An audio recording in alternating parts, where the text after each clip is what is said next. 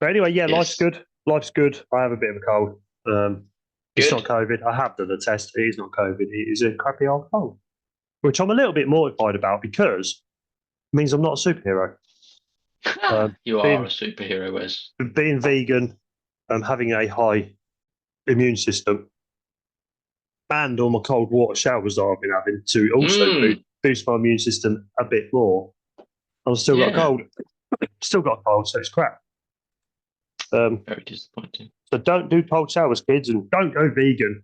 God, can you I'm imagine? editing that bit out. You're editing that bit out. Ugh.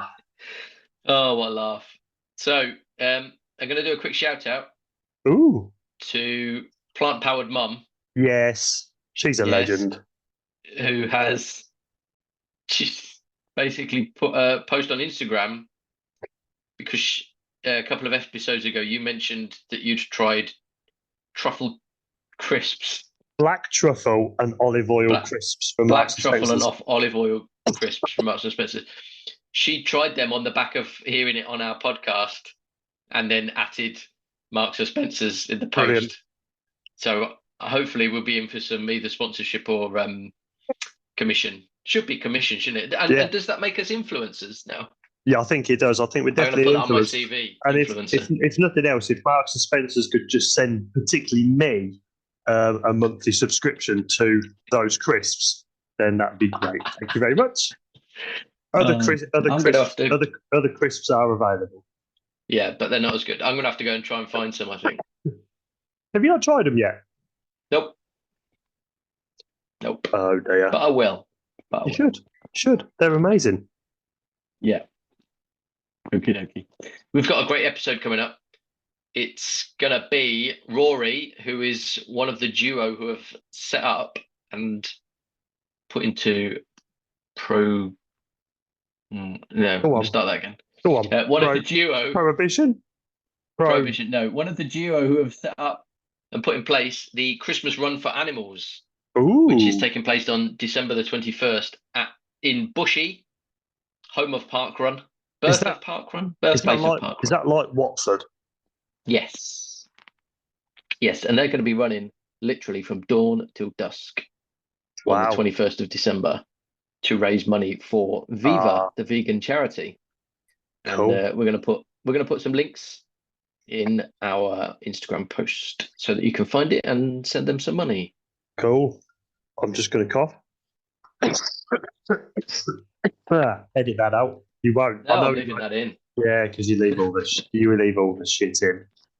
Yeah, Uh, I'm going to do an episode one week where it's just me and you going, and um, coughing and sneezing. yeah, yeah. All the best bits. An hour and Best a bit. half of The best bits of 2022. The best bits of our first year. Oh Brilliant. God. Yes, I might do that. Well, we are actually going to do a vegan highlights of 2022 episode, Yes. which will be coming out just before Christmas, I think. So Just after this one. Just just before after the this next one, one. I don't mean to keep yawn your. when we're talking, but you know, Sorry, I'm that boring. you'll keep that in as well, I'm sure. Defo. So keep your eyes out for that one. If you're listening to this probably before December the 20th, and Yes. you've got any suggestions for your vegan highlight of 2022, then please message them in Yeah. or send us a voice note, and we may well include it in the episode. That would be awesome. If you want to get involved, find us on any of the social media channels. You can send us an email Can send us an to email. You can send us an email to howiveganpodcast@gmail.com. If that was too fast, it was howiveganpodcast@gmail.com.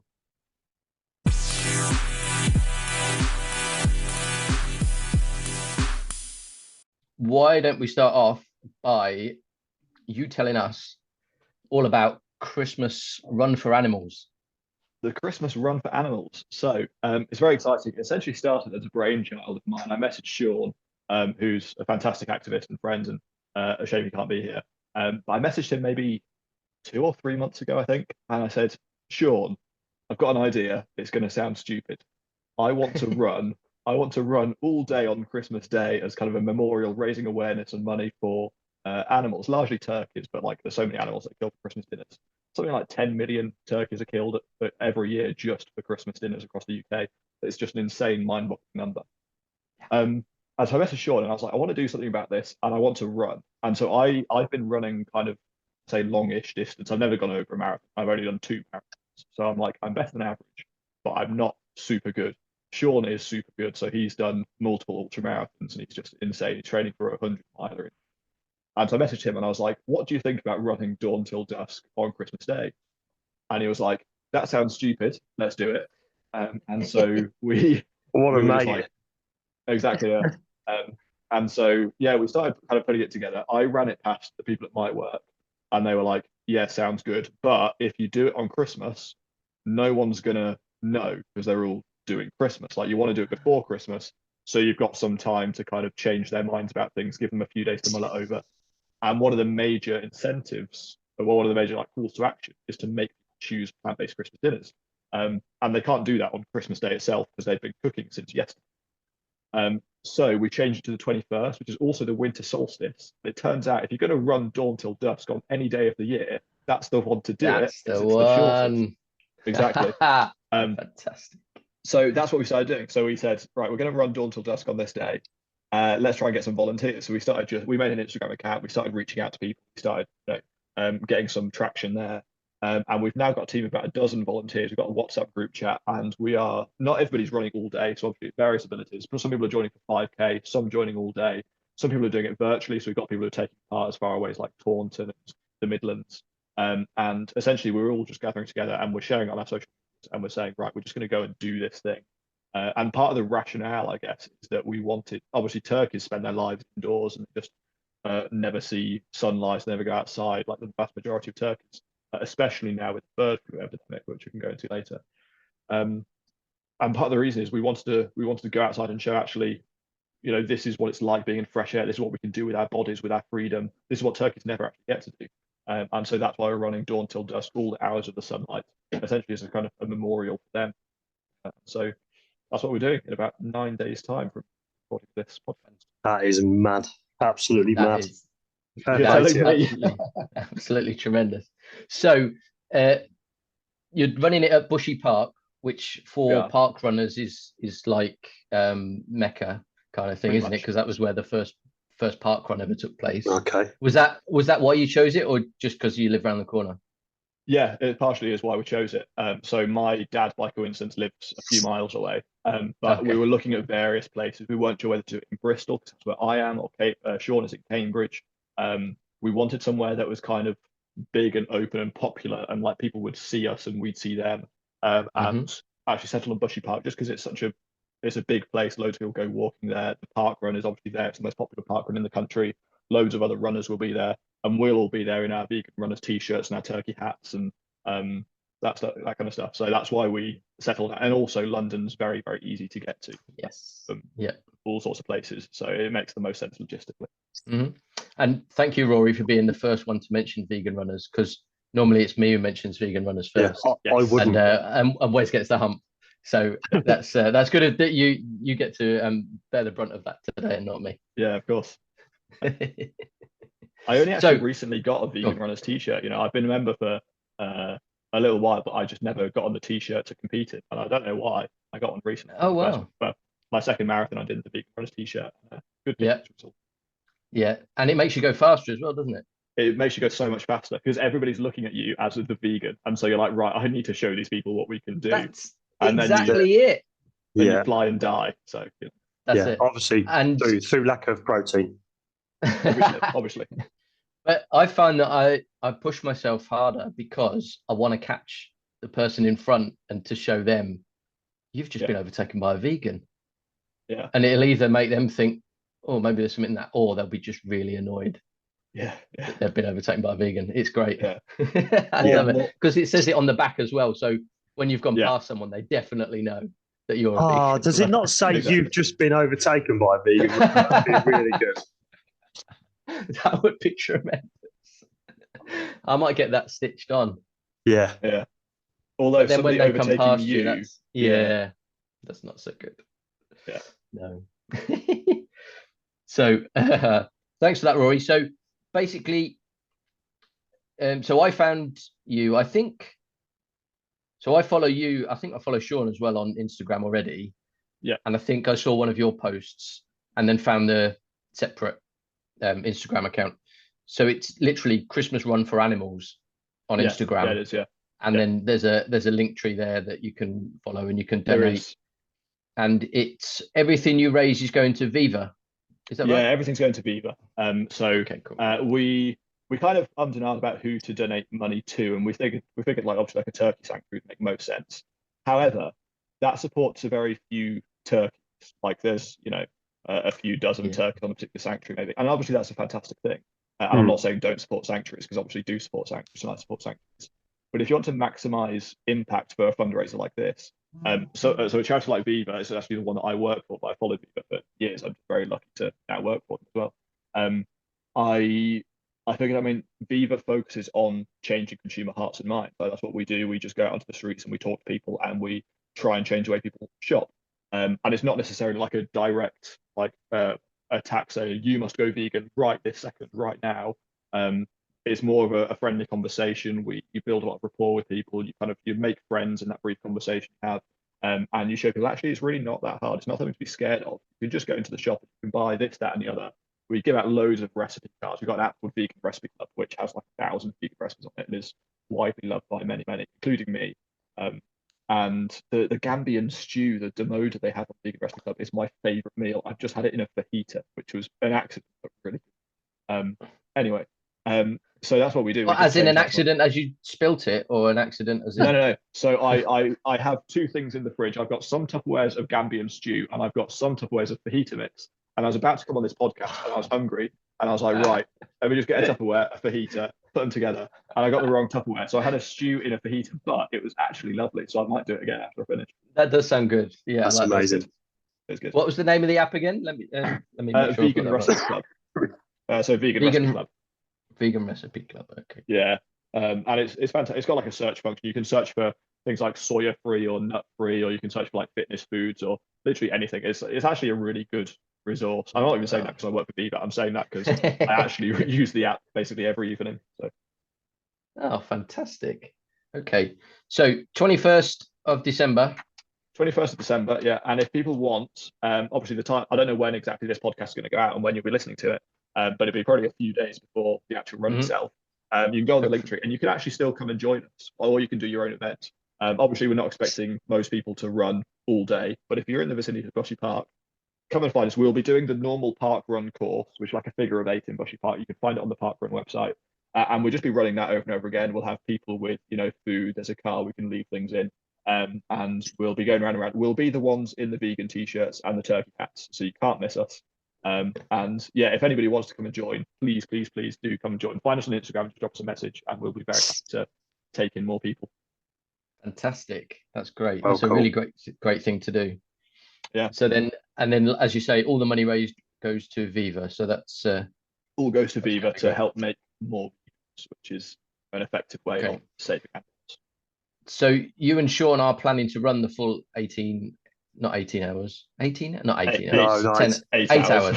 I was going to say, it's not the summer solstice. It's not the summer solstice, sorry. So how far do you think that's going to be in 8 hours? Well, so it's 7 hours and 49 minutes exactly. About just over a week ago, so like eight or so days ago, I did a marathon in about 4 hours and 18, which if you extrapolate up, should make me about 70 something K-ish. However, there's absolutely no way that's going to happen. So I'm going to aim for somewhere around 60K, I think.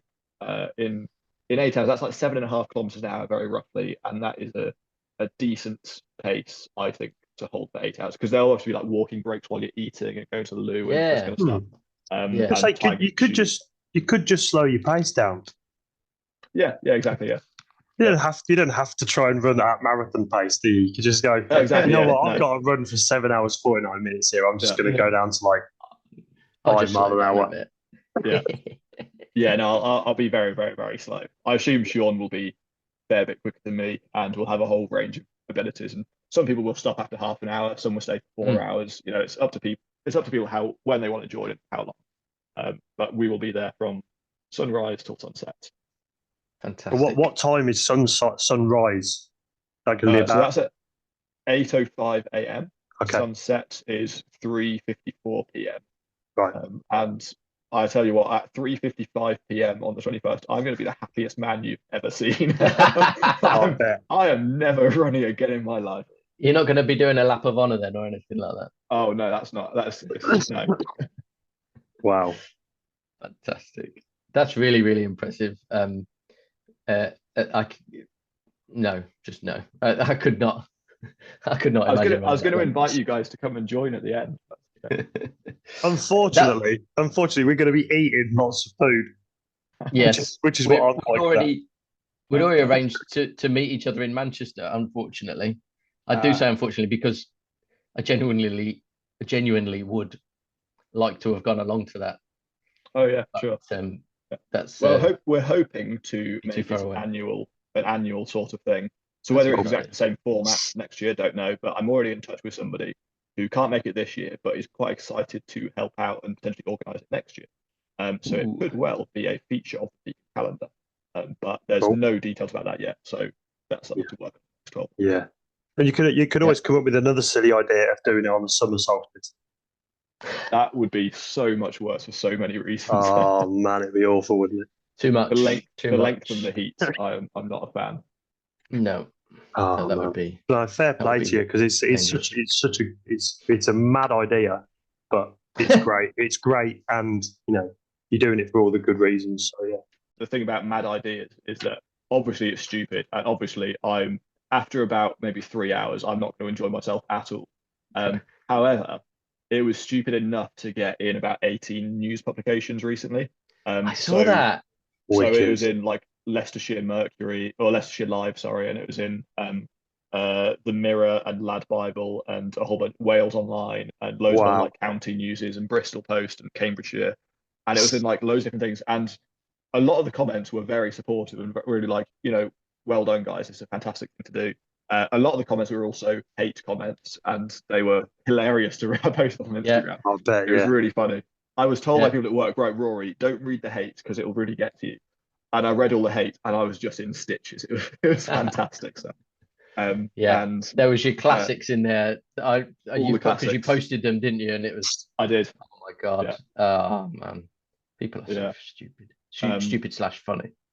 Yeah, right. But there was also a lot of so for instance, my dad posted it. My dad's now nearly vegan, but not quite.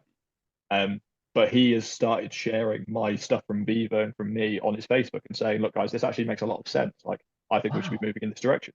And his sort of demographic on Facebook are not like super supportive. Like some are very open about it. But you get a lot of people who like argue in the comments. But then a few of those people then messaged my dad and said, oh, actually, like it's made me think a little bit. And that's kind of the point. Like obviously raising funds for Viva, that's what we want to do. That's a fantastic thing. But ultimately, it's just about all Viva do is they make people think, they make people change their behaviors. And if that's what we can do by getting in news publications, by having stupid ideas like running all day, I mean, is plant a seed, and maybe they won't change this year, but maybe next year they'll be like, oh, actually, remember that guy who ran all day in memory of the turkeys? Like he's doing it again. Maybe I should listen this time. So yeah, that's what it's all about. We've said that a few times across these episodes. It's all about planting the seed. You're not trying, but we are trying to change people, but you're not doing it in a manipulative way. You're just trying to give them information and let them think about it, let it dwell on them for a bit, and eventually, hopefully, they'll do what we did and make that change. Exactly. Yeah, exactly. So, I'm just going to read out one of the posts that you, one of the hate posts that you posted. Please do. Yeah, because it pushed me over the edge. Don't try and preach us on what we can eat or not. We are all different. So you don't eat meat, I do. That's our choice. Animals will still get slaughtered if not. There will be too many. It's called breeding. And I think she meant breeding, but I think she did. But it was a typo. Yeah. Somebody else started their comment saying, turkeys are born and bred. And I was like, you're correct that turkeys are born, but they are not bred. No. BREAD. But I love that. Right. But it's one of the arguments that gets me most because it's like obviously what you eat is a personal choice. You're perfectly correct. Like whether you choose to eat an apple or a banana, I don't care. Like you can do whatever you like. However, when it comes down to who you eat, that then becomes a rather different kettle of fish or some other more vegan metaphor. Exactly. So yeah, Kettle of soy equivalent fish. yeah, soy fish, yeah, toefish, kettle of Toefish, that's it. Brilliant. Brilliant. So you mentioned you work for Viva, which is a fantastic charity. What's the story there? How did that come about? So the story of me working at Viva or the story of Viva itself, or both? Well, both, either, Both. neither. I'll start with Viva because Viva have been around since 1994 and was set up by Juliet Galatly, who was well, still is a pioneering animal rights advocate. She's been in the field for 30 plus years and has done fantastic things. She's got a Wikipedia page about her, and I now have meetings with her fairly frequently, which is mad. But she set up Viva because at the time nobody was really doing much animal rights campaigning. Like the Vegetarian Society existed, the Vegan Society existed, but like they were more kind of social clubs is the wrong word. They did a lot of stuff with like food and catering, this kind of thing, but nobody was really campaigning for the animals, and that's what she wanted to do. And so she set up Viva, and that's essentially what we've been doing ever since. We're now the UK's leading leading vegan campaigning charity, and we just do tons of stuff. A lot of our stuff, as I mentioned earlier, is kind of focused more on friendly conversations and changing people's hearts and minds, and rather than kind of standing out there and shouting at them and showing them horrible stuff. There is horrible stuff involved because that's unavoidable. You can't talk about dairy or meat or whatever without saying actually the animals go through hell as well, and obviously showing them that part of that. But that's not all that we do. There's also the helping them with recipes and the giving them sort of environmental data and having friendly conversations and showing people that vegans aren't people to be scared of. Because I think when you mention vegan, so many people just turn off immediately.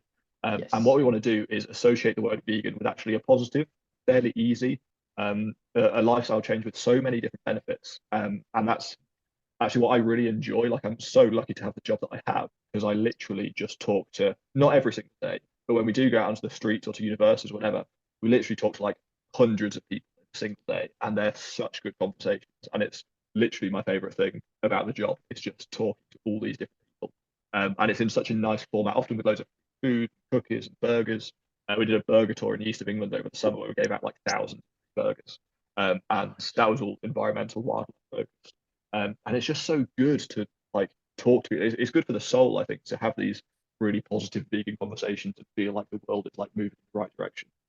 Obviously, it's swings and roundabouts, and some conversations are less good, and sometimes something hits the news. It's just like, what the hell is happening here? But in general, it's a really exciting place to be. And Viva as a charity, just a lovely, lovely environment. And, I started working there literally about 6 months ago, so I'm still kind of the new guy around the block. So I graduated university in literally the summer. So I'm only 21 now. And I went vegan just as I went to university, which I think we'll get onto later. And as I was at university, it just became a more and more important thing to me. Like at first, I was kind of like, "Oh, I'll be vegan," but like, you don't have to be. I'm not really bothered. I was just doing it myself, actually, for moral consistency, whatever. And then I started doing a bit of activism because I was like, actually, I don't feel like I'm doing enough here. And so I started doing activism, and I was bad at it. And then I got a bit better at it. And then I was like, actually, this is what I want to do. And like, this is like if a calling exists, this is what it is. Wow. And so I applied to every single vegan job I could find. So I applied wicked. I applied for so there's vegan job boards out there that exist, and they're called like jobs, whatever. And I applied for everything, and I applied for like accountancy jobs at vegan food companies, and I've got no interest in accountancy. Sorry to any accountants, I just didn't want to do it. But I was like, if this is my foot in the door to the vegan world, so be it. I will train to be an accountant, and I will do this. And very, very luckily, I actually was rejected for every single job, and then I got the Viva job, and I was like, if I could write myself a job, this is what I would. If I could just invent from scrap ab initio, just invent a job, this is the job. And I got it, and it landed in my lap. And I was like, you know what? So a week after graduating university, I moved across the country, landed in Bristol, started at Viva a week later, ended up going to Vegan Camp Out, met a bunch of my vegan idols on literally the first day of work at Viva. And yeah, I've been there ever since, just doing campaigns and things and talk to people, having conversations, universities. Oh, wow. So it's been You're That is living our amazing. dream, Rory. You're I'm living our living dream. honestly, I'm living many people's dream. I feel a bit bad because like, why do I deserve this fantastic fortune and other people don't? But yeah, That's You deserve it amazing. because you'll be the one that makes all the difference. Yeah, hopefully. that's true. That's fantastic. Well done. That is So incredible. we may as well ask then, what's your vegan story then? So you mentioned then vegan that you story. turned vegan just as you went to university. I did, yeah. So I guess it's kind of difficult to distinguish your vegan story from your life story. Like at what point, I don't actually remember what point I started thinking about it, but tracing it back, the earliest I can remember thinking that anything to do with animal ethics really in a serious sense was when I was like 16 and 17. Like it's long ended now, but I was dating this girl and she was a Muslim. And I don't think she actually knows to this day she's the reason I've become an insufferable vegan. But it's all thanks to her. So obviously as a Muslim, I grew up eating meat for 80, 90 years of my life. I was from a Christian family, etc. I started dating this Muslim girl, and obviously they don't eat certain things. So some things are haram, forbidden, including things like pork, alcohol, a few other things. And so you have like halal meat is like accepted to okay meat to eat, but pork is completely forbidden. And I was thinking in my head, like, obviously I'm not going to make her eat the pork that I eat. That would just be absurd. But like, there's no consistency there, surely. Like, why would you eat like cows and chickens and all this stuff, but not eat pork? Like, it's the same. Like a cow and a pig. There's no moral difference there. But I kind of put it to the side. It was like, it's not bother. It's not really that interesting conversation. But I think that planted a seed because I also then remember thinking, oh, actually, where's my consistency? Because I eat cows and chickens and pigs. She doesn't. But then I don't eat dogs or cats, and I couldn't even dream of eating dogs and cats. Like I grew up with dogs and cats basically my entire life. So like, surely she's no more inconsistent than I am. And so that planted the seed, but I didn't do anything about it for like 2 years, not until after we split up.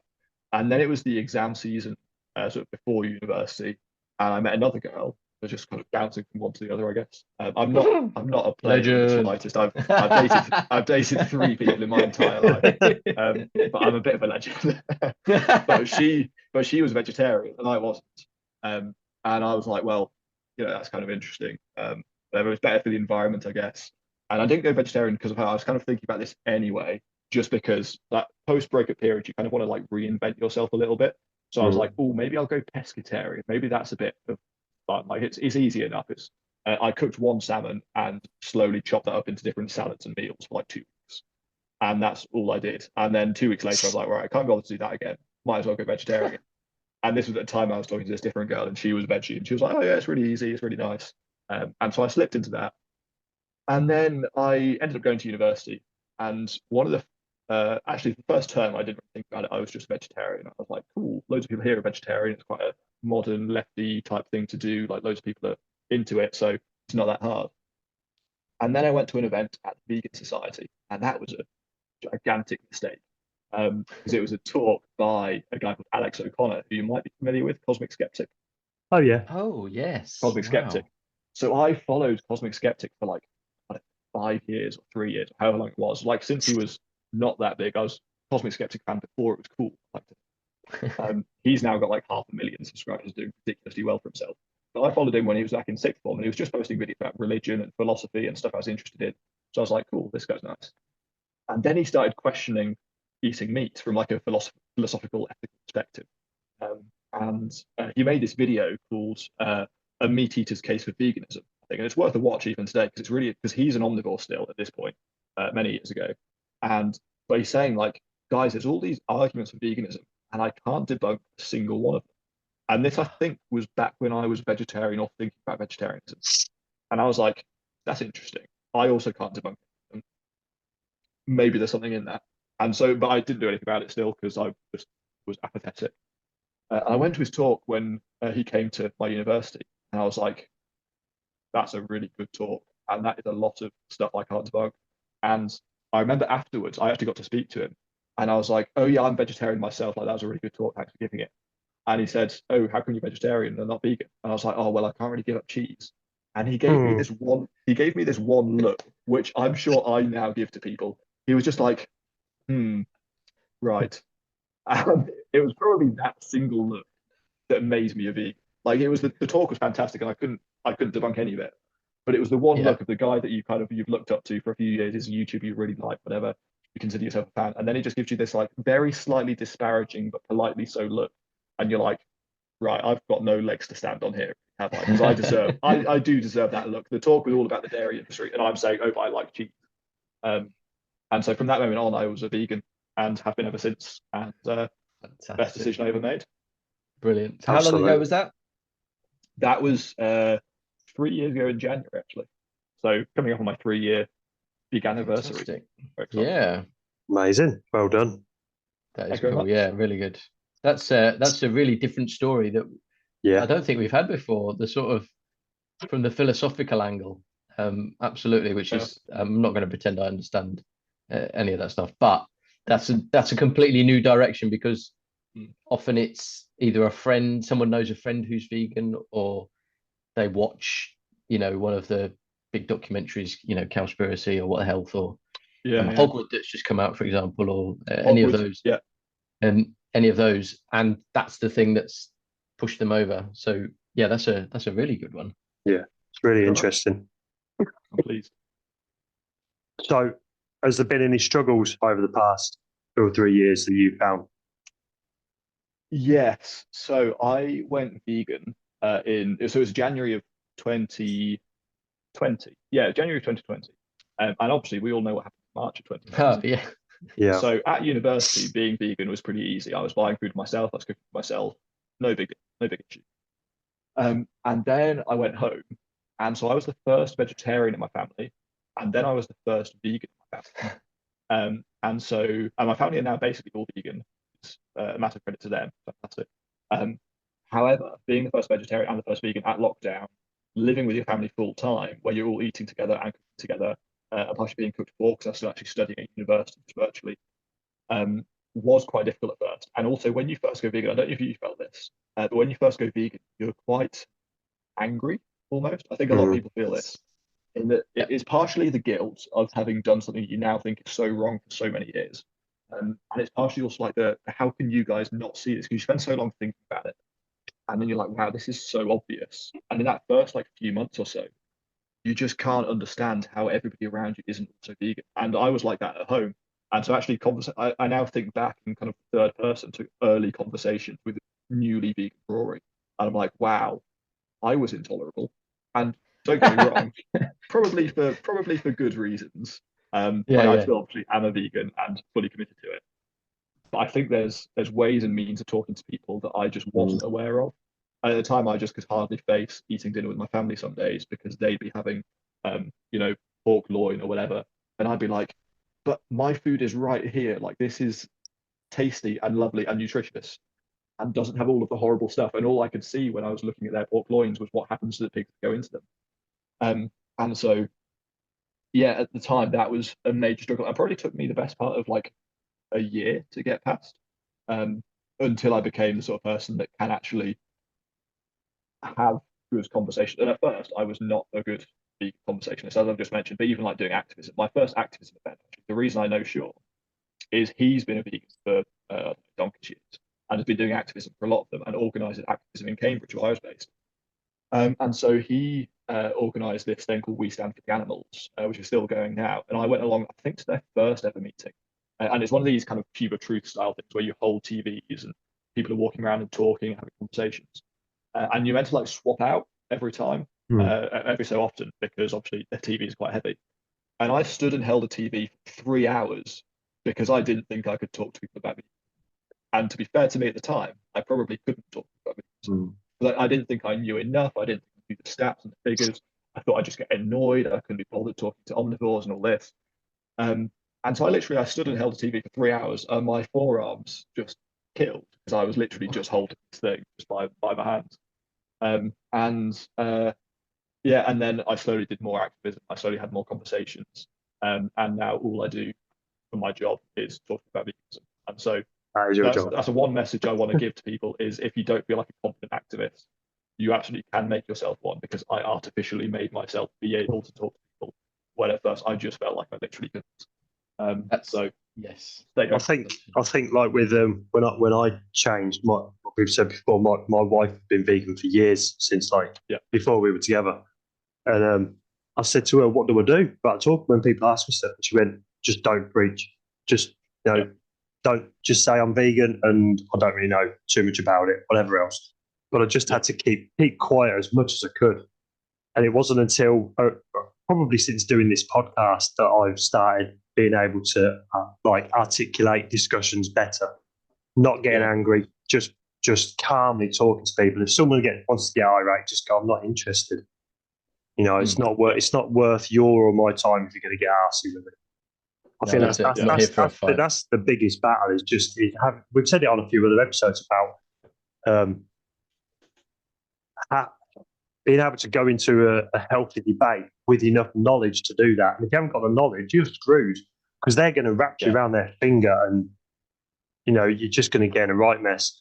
It's best just step back and just go, well. Yeah, quite.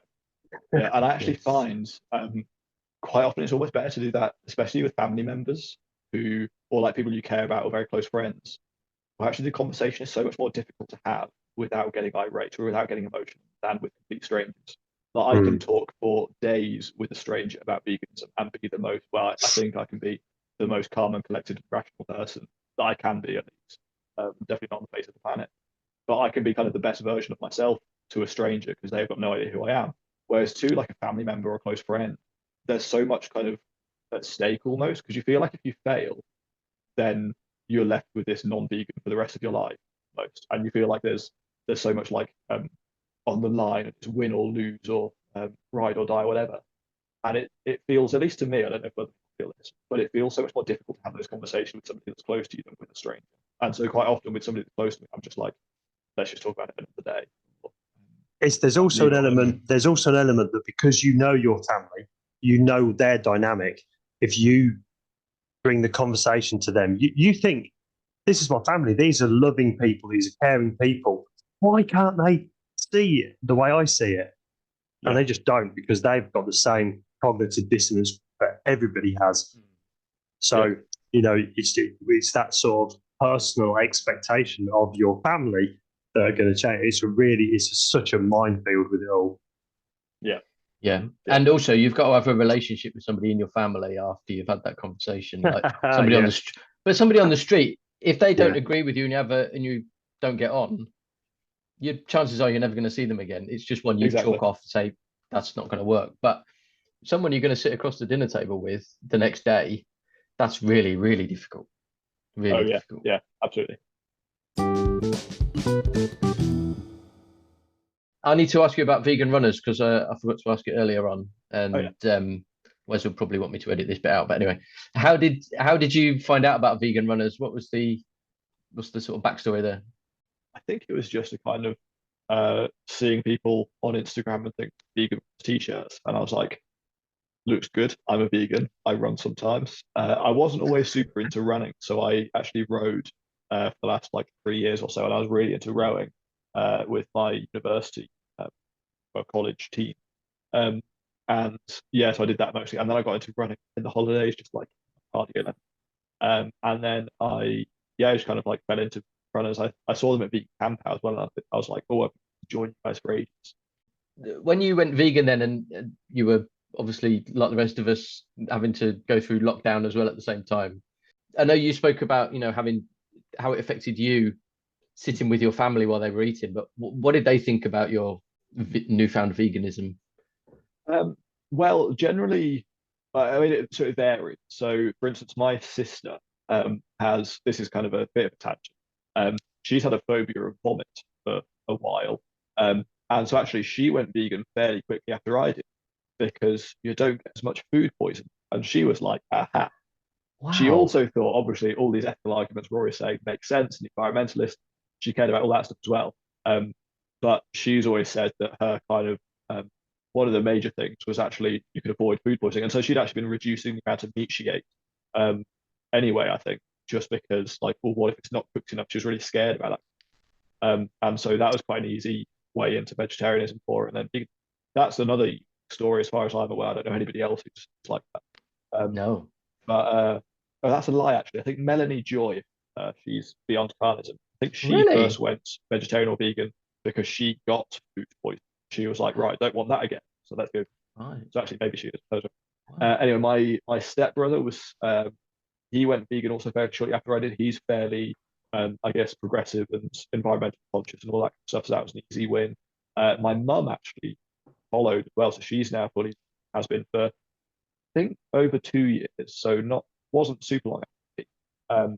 My dad and my stepmom are in the process of going, which is very. And he's been, obviously, as I said earlier, he's been sharing all my fever posts and vegan posts on Facebook, and that's very exciting. But at the time, so my dad's actually a Church of England priest, and so obviously like fairly like he's middle aged, fairly traditional Church of England priest views.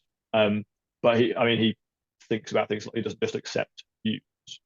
Yeah. Thinks about everything that he believes and does so quite intensely. And so actually conversations with him were really interesting because obviously he's a very intelligent, very educated man. And he was obviously believes strongly in Christianity. And at the time, I mean, I'm still not particularly religious. I kind of fell out of that in my late teens, thanks again to Alex O'Connor, skeptic. Mostly his videos on YouTube, actually. But so we used to have very interesting conversations about religion. And then I became a vegan, and then we had really interesting conversations about veganism and religion, and kind of to what extent does the Bible support or not support veganism, this stuff. And it was fascinating because it encouraged me to learn a lot more about things like the Bible, and my dad obviously learned a lot about veganism. And nowadays he's actually very pro vegan. He's just figuring out what he likes and what he doesn't like. I think that's his only hang up nowadays is he agrees with all of the arguments. And he actually, when the news hit about Christmas Run for Animals, I got in all those news publications.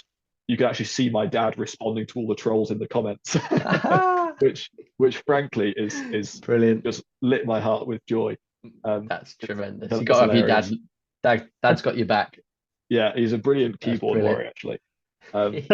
So he's been doing that. So yeah, basically my entire family are either vegan or very close to Wow. vegan, which is That's amazing. exciting times. That's really good. But at the really time, good. obviously, those conversations about like religion and Christianity versus veganism, this kind of stuff was very. So, full vegan Christmas dinner this year?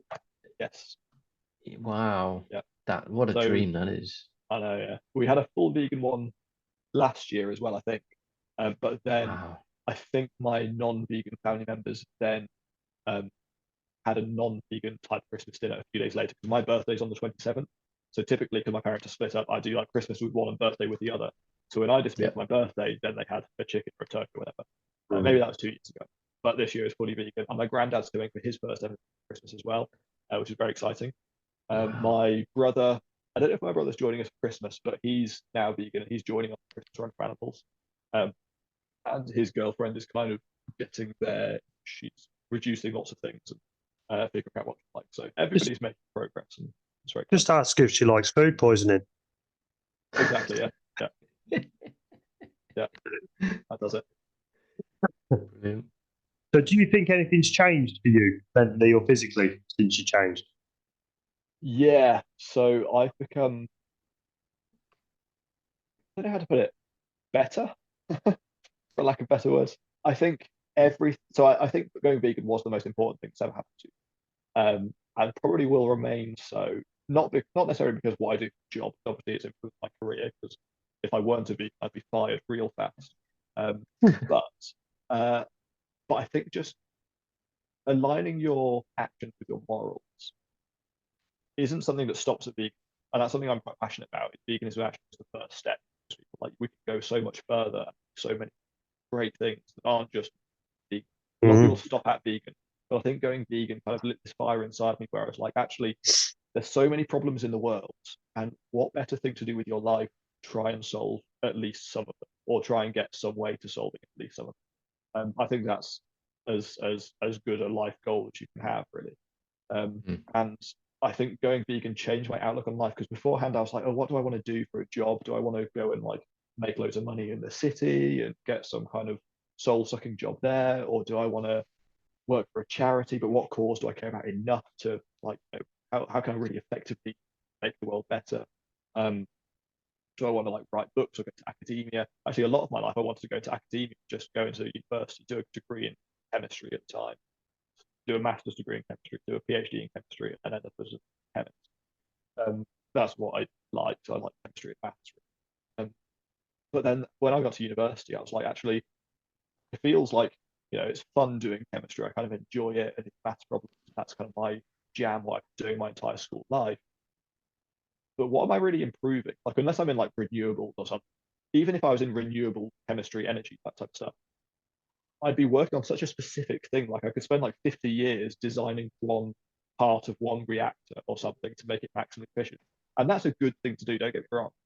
But for me, I'm more of like a big picture type person. I don't like just settling on one thing. And so that's why my complete outlook on life changed when I went vegan. In that mentally, I was just like, right, this is what I need to do. This is what I'm going to do. I don't know how I'm going to do it, but I am going to spend my life making people vegan however I can. And then thankfully, I got the beef job because I have no idea what I'm doing otherwise. Fantastic. How did things change for you? I got a job. Yeah. I got a job. Yeah. Fantastic. That's really good. So this is one of the key bingo questions. Where do you get your protein and other nutrients? Don't you know vegans don't have any protein? We're Course not, proteinless beings.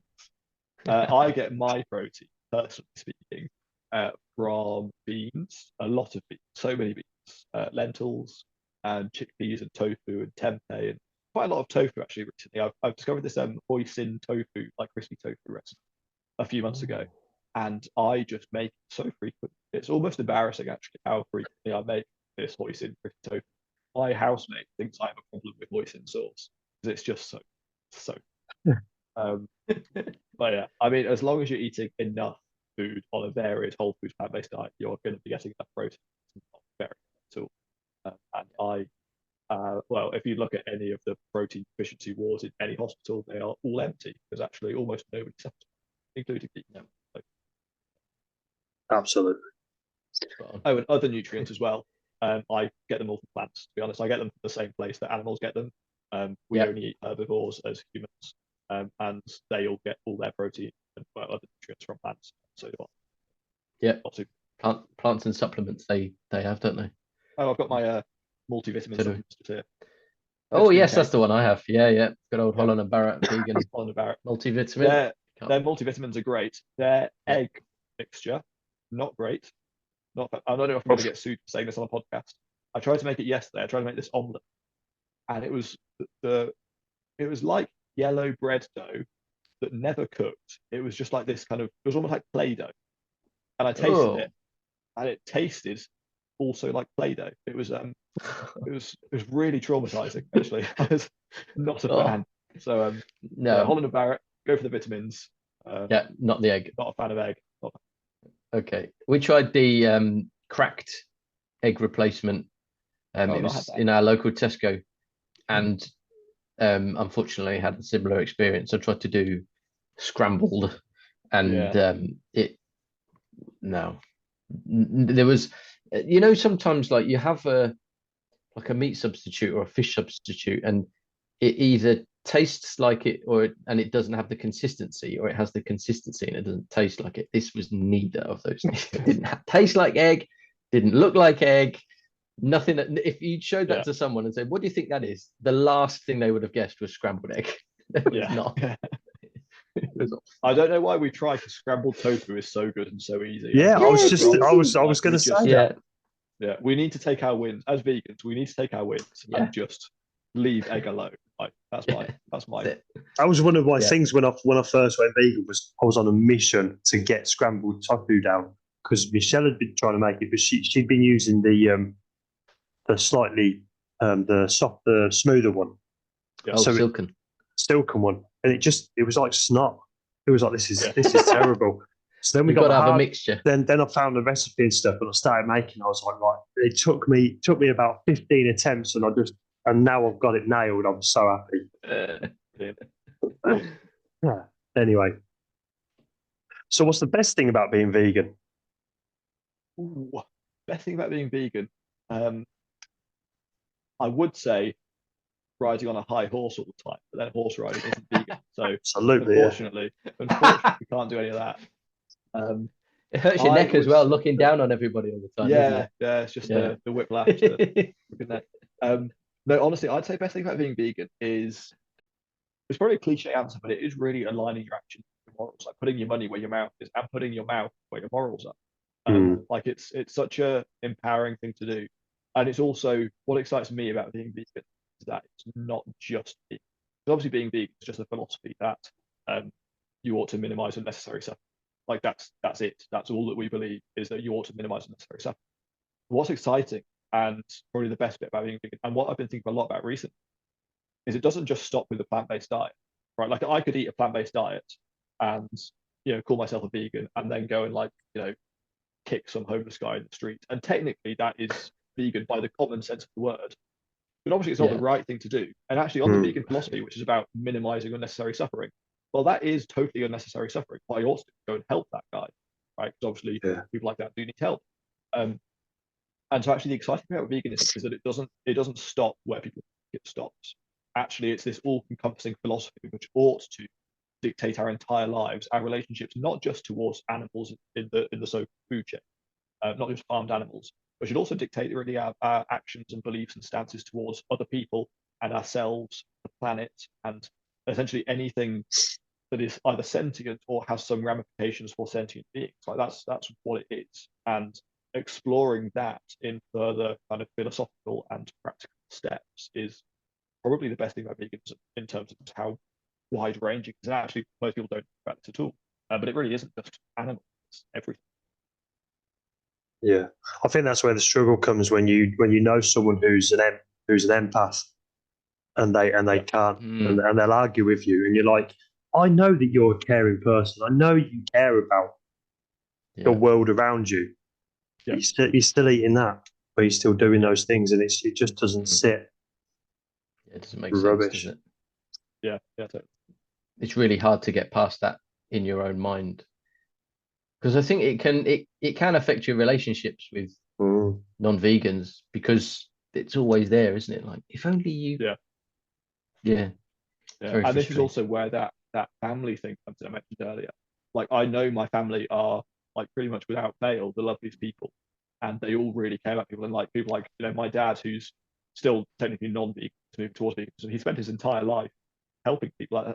That was his job for my entire childhood, and still is. And yet he wasn't vegan and wasn't like shifting towards veganism for the first couple of years. And I was like, I know that you're an empath. I know you care about people. I know you care about animals. I know you care about the planet. I know you care about all this stuff. And fundamentally, you're a good person. However, still not making it vegan. And it's just kind of, that's where the frustration comes from, is that people don't see what you see. Like, it's like putting on this pair of, what's the opposite of rose tinted glasses? Like glasses that spike your eyeballs out or something. It's like putting on those, and you're like, why does nobody else see this the way I do? Why is nobody else having their eyes spiked out by this non-vegan food that's all around us? But yeah. I'm just googling glasses that spike your eyeballs out. Yeah, you're now going to be on a watch list. Yeah, that's a weird internet search. Okay, so apart from the Holland and Barrett egg replacement, what's your favorite vegan product at the moment? Apart from that one, which is clearly I would say the one that really made me like emotional when I first tried it was the Cathedral City vegan cheese, because I used to have such a deep relationship with not necessarily cheese, but with cheese and Marmite sandwiches, like toasted sandwiches. Yes. Not so the cheese melts, but like toasted bread with cheese and Marmite. And I used to have that. So every time I get to my mum's house, this would be the first thing, because we used to, so my parents live a long way apart. Every second weekend, we just like drive all the way there, back. And so after this like really long, like 4 hours, 5 hour car, get out of the car. You know what I really want right now? Cheese and Marmite sandwich. And that's what I'd have. And I just developed such a habit having every time I got there. And I'd have them all through the week and at school lunches and everything. And then I went vegan, and I was like, damn, I can't have cheese anymore. I can have cheese. Like, none of it was that good at the time. And then this Cathedral City vegan cheese came out. It tastes exactly the same. And it was like, I'd forgotten how much I missed just that. Like, when you go vegan, you kind of like, after a few weeks, it's not a big deal at all. It's the easiest thing in the world. And then you have like the Cathedral City beef cheese in a toasted bread sandwich with Marmite. It's just like, it just brings tears to your eye. It's the most intense experience. Like the so I'd say that. Ratatouille moment, at Yeah. the end of the film. It's like, oh, it brings back so many memories. Yeah, exactly. Brilliant. I love that. Cool. So someone comes to you saying, Rory, I'm going to go vegan. Have you got any advice for me? What are you going to say to him? I do. So I think the best advice is honestly, I kind of am in two minds about it, philosophically and pragmatically. So philosophically, best advice is go for it. It's basically the best thing to do. And the sooner you do it, the better. But the pragmatic best advice is start out with swaps, right? People do have a limited ability to make changes in their own lives. Like if you wake up tomorrow, you're like, right, what I'm going to do, I'm going to start going to the gym. I'm going to run every day. I'm going to meditate for an hour every morning. I'm going to change my diet entirely to a whole food plant-based diet, very much an omnivore at this point. I'm going to do this, that, and the other, and I'm going to fix all my relationships. You're not going to do any of that, right? Like philosophically, like ethically, fantastic thing to do. All of the changes are really good ones, but you're just not going to do it because it's too much to do at one time. And I'm not saying veganism is too much to do at one time. There's a lot to learn, firstly, because most people don't know things like some vitamin D isn't vegan for some reason. Or like, people don't necessarily know that honey is a non-thing. Honey is harmless. And I mean, I was a vegan who was at first a vegan because I figured honey surely is good for the not bad. Turns out it's actually bad for the but I'd still have honey when I first went vegan. And so it's a learning curve. And so don't expect to be perfect at first. And actually, the first thing you do, the best thing is just make some swaps. Find your favorite meal and look at what it is, take it apart ingredient by ingredient, say what isn't. Swap out the things that aren't and put in things that are vegan, and then see how you like it. And it's going to be a process of trial and error. Like you might not love it first time. You might use the wrong chicken replacement in a chicken curry or something, or you might figure out eventually actually chicken work better. But it is a process of trial and error, and don't expect it to be perfect. And don't say, in the first 2 weeks, it's going to be the easiest thing in the world, because it might not be. But do expect that after that first 2 weeks, and it typically is about a week and 2 weeks, it'll actually become pretty much second nature. Like it will actually be very easy. But just start out with swaps. It's the easy thing to do. And actually, Viva have loads of really good swaps resources as well, just like a common meat product, and these are the best brands you can have. They're all on their websites. So Brilliant. Yeah. Cool. That's really good, and that's why I think veganuary is such a great idea, because it is literally saying if you can do it for a month, just do it for a month, and then by the end of that month, by then you thought, do you know what? This is so easy. I'll just carry on. Yeah, exactly. Yeah, it's a great idea. Once your entire fridge is vegan, it's then almost unavoidable. Like when everything in your cupboard and everything in the fridge is all just plant products. As long as you don't go and buy more, and at this point you should know that you don't need to buy more, it's kind of then easy. Whereas if you still have like the remnant fish or the remnant bacon something in the freezer somewhere, you're going to be like, oh, I should really use that up. And when you do use that up, you're then like, oh, that was quite nice, that was fine, maybe I should get some more. Same. So it's about, if you run out in your house, that's the first step. Absolutely. Okay, so you mentioned Cosmic Skeptic earlier on, and Sean as well. But so other than those two, or maybe there's others, who's your vegan inspiration? Ooh, that's a question. So I was originally going to say probably Cosmic Skeptic. He was the most direct influence. I think, I'm not sure whether he's an inspiration. I think one of the best speech that I ever heard is on YouTube, and it's called, surprisingly, The Best Speech You'll Ever Hear. It's kind of Gary. It's Gary Yourofsky, So that speech for me is the best piece of vegan advocacy, like in a single hour or so, that I know of, at least like subjectively. And I try to, it's just so like rhythmically delivered and so fluent and fluid and such a good just piece of rhetoric. That a lot of my job nowadays is things like rhetoric, is giving talks, talking. I try and kind of emulate, not emulate that, but I've watched that speech a fair few times, and I do try and kind of pick up what he's saying and think, what's he actually doing here? Like, how's he presenting himself? How's he standing and talking, projecting, all this stuff? And I think that's a really, it's just a really good piece of speech, and that's a really important. I've said to a few people before that the thing with it, obviously what he's saying is very key, but it's the way he presents it. Because there's so many people that do presentations that are, they're doing a presentation, they're good, they're bad, whatever. But he is so engaging on every single word he says. And I thought I'll just watch 10 minutes of this, see what it's about, and it'll be fine. And I was like, no, I know all this, but I'm going to carry on because it's brilliant. Yeah, it really is. I'd say, other than him, and that's just kind of a rhetorical point, because obviously quite a controversial figure in terms of other things done said. And he's actually disappeared from the movie. So I think it's a shame. But my vegan inspiration, probably ultimate, is a woman called Lizzie Lind Afhag. Does that ring any bells? Ooh, Lizzie, what? Sorry, Lizzie Lind Afhag. So she's got like a three-part surname, so it's Lind Afhag. It's Swedish. I'm probably pronouncing it entirely wrong. She was around in the 1880s until the 1960s. So she was around a while ago. She is probably like the coolest person in all of history, and nobody knows who she is. Right. Wow. So she was born in Sweden to this aristocratic family. And then went to school in England at Cheltenham Ladies College. And she this college was famous for producing like suffragettes, and she started off in the suffragette movement as women's rights activist, obviously, and did that in Sweden, in France, in England. And one time, as she was traveling for her kind of suffragette work, volunteering, I guess, campaigning, she went to Paris, and she went to the Pasteur Institute there in like 1900. And the Pasteur Institute, if you don't know, is this like microbiology research center that was set up at the time, because this was around when germ theory was becoming a thing. And she saw all these animals in cages, and she was like, this is horrendous.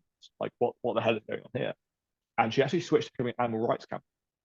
And one of the first ones as well. She went fully vegan. She was definitely vegetarian. I'm fairly sure she was fully plant-based, as we call it today. Obviously, the word didn't exist till 1950s. And she came to England, and she became the first ever person, with her friend Liza Chattow, also Swedish aristocrat, became the first ever person to do an animal rights investigation. So they signed up. This was at a time when vivisection was practiced really heavily in physiology lecture theatres. Like, they'd strap dogs down to boards with like leather belts, and they'd literally cut them open. They'd gag them, and without like anaesthetist or anything, they'd literally cut them open. They'd be like, this is how lungs work. Look at this lung pulsating, rising, falling. This is what this nerve does. They just like press inside it, make a leg twitch. And it's horrible stuff. And they investigated so they signed up as physiology students at the London School of Medicine. They went into these lectures. They watched like 50 or more vivisections happening. They wrote a book about it called Shambles of Science. Shambles back in the day, interesting, meant slaughterhouse. So that'd be the slaughterhouse of science. Shambles now we just think like a bit of a mess. But this is why, like in York, for example, and loads of other places, they've got a street called the Shambles, and that's because they used to be a giant slaughterhouse. They'd lead animals down them, they'd slaughter them when people bought them, and they'd give them to people as meat. So that's what the Shambles was. And they wrote this book called The Shambles of Science, and it's literally just a page-by-page account of all of the vivisections they saw. And it sparked this huge protest by medical students in London. They erected a statue in Battersea, actually, which eventually got torn down, but it's still there today, so they re-erected it. And it's to this brown dog, which is a particularly like vivid, really morbid account of a vivisection of this like mongrel brown dog that they cut open multiple times. They cut it open, sewed it closed, used it the next day, cut it open again, sewed it closed, used it again the next day. And this dog just lived strapped to a board, and it's the most horrendous stuff. And she was there, and she exposed it. She was the first ever, according to my knowledge in history, first ever vegan animal rights investigator, and showed the world what was happening, and sparked these huge riots. It's massive in the news. It was in newspapers all the time. She represented herself in court, and she actually broke the record for the most number of words said in a court case. She was such a fantastic sort of rhetoricist. Rhetoricist, is that a word? Ironic word to stumble over. But she was, she asked like 20,000 questions. She said like 200,000 words to a whole host of witnesses. And she didn't have any legal training as well. She wasn't a lawyer. As a woman, she wasn't allowed a lawyer or to be a lawyer. And yet she gave the most incredible feat of self-advocacy that's pretty much ever been reported. And there was a guy, actually, I can't remember what his name was. He was some like British politician who was kind of sympathetic to her cause, and she ultimately lost this court case, but they nevertheless had a victory feast, because it was like the victory was bringing this to the public eye and getting it out. And this guy said, when women get the vote, that will be the end of us eating meat. Like that's just, it's gone. Like, as soon, because so many suffragettes at the time were essentially vegan or vegetarian, and women's rights at the time was not just seen as just women's rights, but actually like children's rights, animal rights, and all these kind of oppressed factions of society that weren't allowed to vote or to have a say in how things worked. And Lizzie Linda Hagley was really at the forefront of that. And so she is probably the best, in my view. She's one of the earliest. She was around before vegans was a thing. She was purely in it for the animals, and such a brilliant advocate for animals, that and so pioneering as well. Like today, Viva do so many investigations and farm various other places, and actually that is a practice that was essentially invented by Lizzie Linda Hagley, and yet nobody knows what her name is. And so I'm quite pleased to have brought her to the forefront. Yeah, it's good, man. That's amazing, because she's definitely never been mentioned on our podcast before. No. So that's fantastic. Absolutely fantastic. Have you got a favourite vegan venue or restaurant? Ooh, that's a good question. It probably would be. It's actually closed down now. It's a bit of a shame, but there was one called Vegan Vice in Cambridge, and it used to be a practice for me and my girlfriend at the time. It used to be a practice, like at the start or end of every term, we would get delivery from Vegan Vice, and it was just this like lovely American style, like sticky seitan burger, which is like a real, like a, what do they call them, like a greasy Joe or something? Joe. Oh yeah, Sloppy Joe. That's it. Yeah. It's a real like sloppy Joe style burger. That was, to be honest, incredible. Currently in Bristol,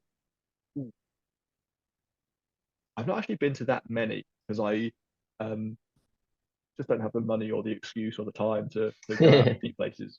There is a really nice place called Cafe Kino, which is just down the road from where I work, which is like a cooperative workers thing where it's like a fully vegan menu. They've got an amazing mac and cheese there, so I do recommend them. Cool. Yeah, I'm not a super eat out kind of person. I mostly just bring giant Tupperwares of mostly carbs and some protein. Eat that as like a. That's perfectly fine, perfectly acceptable. Okay, so do you have hope for the future? I definitely do. Yeah. As I said earlier, I think things don't stop with veganism. I think they start with veganism, and I think that's the most exciting thing for me. This is like veganism is such a wide range of thing, and I think there's so much like change happening. Like everybody, pretty much, at least in my kind of circle, it would now say they're like a flexitarian, or now like thinking about it a bit, or they're reducing, or whatever. Like I've had so many conversations with particularly students, who are most of my friends, obviously students themselves, and there's just so much change happening, and things like, so I've taken a pledge recently to not fly for next year, so 2023, for environmental reasons, because flight, it turns out, is a horrendous thing, and I kind of knew this but never knew it. Like I knew it logically, but I just didn't want to act on it. I still went on days and this with family. Yeah, it's just this other thing that kind of has grown out of my veganism, my concern for the environment and the world around me. And since posting that on my story over the weekend, now like half a dozen other people have said to me, "Oh, that actually seems like a really good thing to do. I might do that as well." And it's like there's so much to do. Like it is not just veganism. There is, helping the homeless, and there's not flying. There's buying seasonal produce, and there's so much we can go. So many places to go from veganism, and I think my job at Viva has not just shown me that people are willing to go vegan, but actually people really actually care, and it starts with caring. Any change starts with caring about the problem in the first place. Thank you very much for that. Yeah, I think our time is about up, isn't it? That's absolutely flown by. Rory, thanks so much for your time, and thank you for all the best for December the 21st. Yeah, good luck on that one. We'll publish this. I'll need it.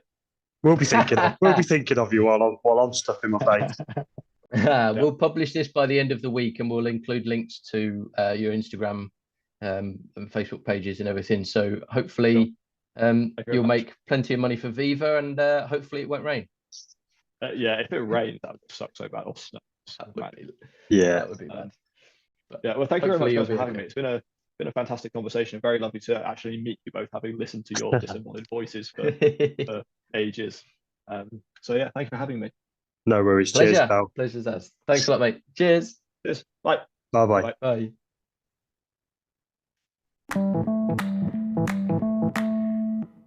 It's Christmas. Yeah. I'm trying to say Yule more than Christmas. I don't like Christmas. No, that's a good shout. I should have said Yule, shouldn't I? I'm literally Sorry, trying I to. need to get into the habit of that. I was trying to say it to someone earlier on that I just don't like saying Christmas anymore, but it's such a societal norm. Mm. It's harder than going vegan, not saying Christmas. Yes. It's a nightmare. Yeah. What's the equivalent of Easter? Easter? Because wasn't that a pagan festival time, or is that? It is, yeah. Yeah. Everything's pagan. Everything is Yeah. pagan.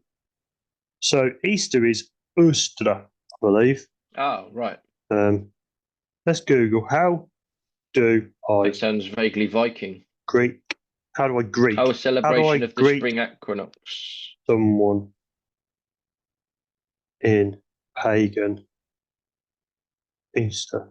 Even though I've written that's Wow, even the hot cross bun is believed to have been a pagan. yes. Jesus. Christians nicked everything. They Tea literally. leaves. What's the word? Stole. No, there's a. Well, they're worse than the British Museum. There's a really good word for when you. There's a really good word for what Christians did to the pagan rituals, but I can't think what it is. When you rip something off, it's like Appropriated. no, quite bastardized, but better than that. I know that generally, if you're pagan meeting pagan, you would say merry meet. Generally, as a hello, Right. merry meet, or blessed be. Christmas, you would say your season of greetings, but I can't see what it is for Easter. I'll find out, and if I will find out, and I shall let you know next time. But if any of our listeners wanted to get in touch and let us know, that would be grand too. Excuse me. I've just Googled pagan Easter, and as I've scrolled through a couple of pages, I've found one here that says Easter may have started out as a sex ritual. Yeah, it's a fertility. It's a time of fertility. It's new beginnings, new life, all that sort of stuff. But the Christians went, Jesus died and he came back because there's new life and that because he came back from the dead. Yes. Whereas pagans just go, it's spring, new beginnings, new growth, trees are going green again. That's a bit more normal. Because people generally don't die for 3 days and then come back. True. That is true. You know what? Wait 1 second. Wait 1 second. Go on. This is an interesting bit.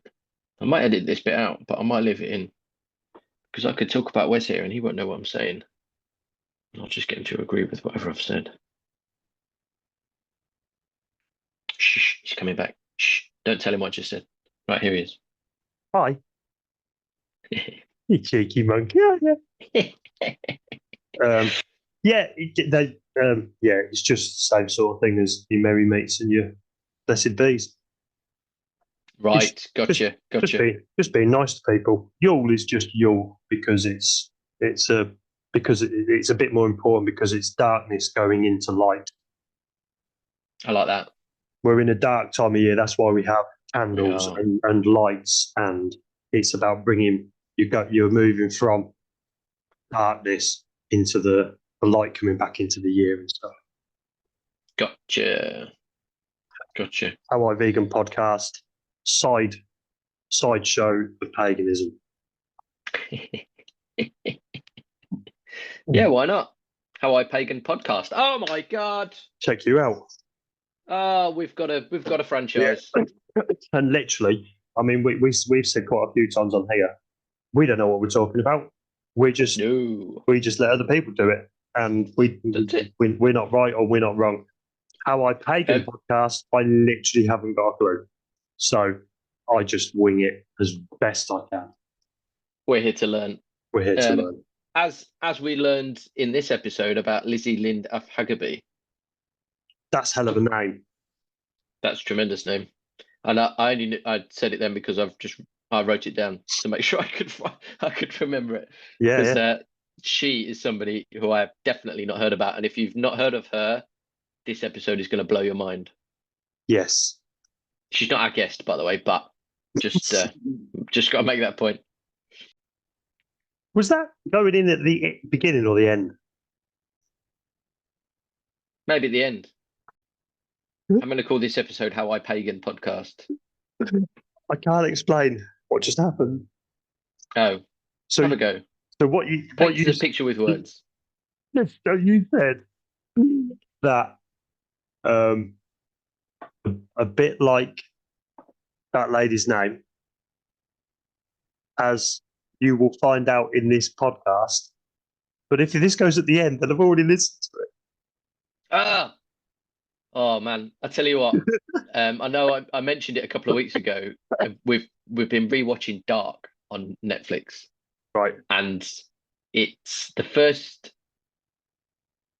It's 3 series. It's 28 episodes altogether. No, 26 episodes altogether from start to finish. The first series is about time travel.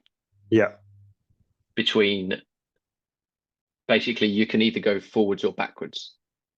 33 years in either direction. That's it.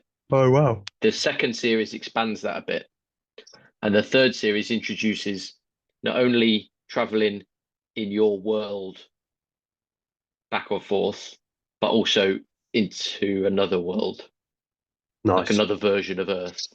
Multiverse. And you've got to be on the ball throughout. You can't sort of watch it while you're scrolling on your phone or whatever, because, well, firstly, it's in German, so you've got to read the subtitles. But secondly, you've got to remember, oh, that person's in the real world in 2019. That person's in the other world in 2019. That person's from that world, but they've crossed over into this world, and now they've traveled back to 1986 or whatever. It's so complicated, but it's brilliant. Fair enough. Anyway, any other Dark fans, get in touch, because I've never met anybody else who's seen it. No, I haven't seen it. It's incredibly popular on Netflix. I've just started watching Arrested Development, and that's about 40 years old, apparently. Oh, yeah, with Jason Bateman and Will Arnett. Yes. Yes, I like their Smartness It's not 40 podcast. years old. Oh, right. No, it's really good. Cool. Which they do with Sean Hayes from Will and Grace. But I've never watched it. Arrested Development. You've watched Modern Family, haven't you? Yes, I love that. That's so it's a little bit like that. It's short. It's shorter, and it's a bit sillier. So Modern Family is kind of real. This stuff wouldn't happen. It's just really silly, and it wouldn't happen. But it's very funny. It's as funny as Modern Family. So yes. Wow. And it's only I've only watched the first series. There was only 10 episodes. I think there's 5 series. Okay. My mate said to me that season 4, I think, has got like 25 episodes, but Netflix did a weird thing with it and sort of semi-messed it up. I don't know. I haven't watched it all. That's high praise, because I would say Modern Family is probably in my top 3 sitcoms of all time. So yeah, that's that must be a high standard. It's not as good as Modern Family, but it's along the same sort of lines. It still works. It still made me chuckle. There's some really, really silly bits. Brilliant. I look forward to that. I'll check it out. Oh man, right, I'm going to go because my throat's doing my head in. Okay. Thanks for listening. Hope you've enjoyed it. That was a great episode. It was amazing. And get in touch with us if you want to come on. If you've got some feedback, and send us an email. Send us an email to not that. It's been a while. It's my throat. Same throat. Yeah, I'll let you off. If you want to get in touch, send us an email to howiveganpodcast@gmail.com. Thanks for listening. See you next time.